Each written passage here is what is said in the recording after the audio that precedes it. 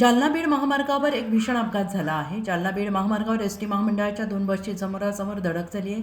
चालकांसह 30 ते 40 विद्यार्थी आणि प्रवासी जखमी झाले आहेत। जालना बीड महामार्गावर शनिवारी सकाळी भीषण अपघात झालेला आहे।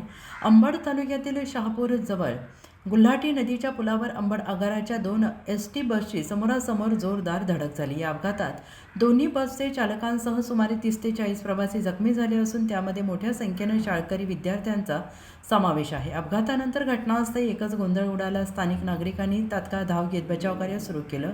बसमध्ये अडकलेल्या प्रवाशांना बाहेर काढून रुग्णवाहिकांच्या मदतीने अंबड येथील ग्रामीण रुग्णालयात उपचारासाठी दाखल करण्यात आलं।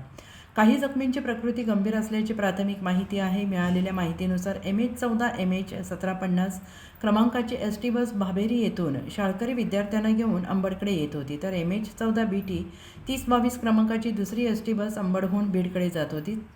सकाळी सुमारे 9 वाजण्याच्या सुमारास शहापूर जवळील गल्हाटी नदीच्या पुलावर दोन्ही बसची समोरासमोर जोरदार धडक झाली।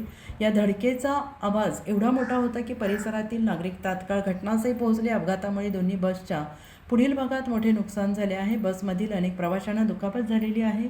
शाळेत जाणाऱ्या विद्यार्थ्यांना गंभीर मार लागल्याने पालकांमध्ये चिंतेचं वातावरण आहे। दोन्ही बस चालक जखमी झाले आहेत, त्यांच्यावर उपचार सुरू आहेत।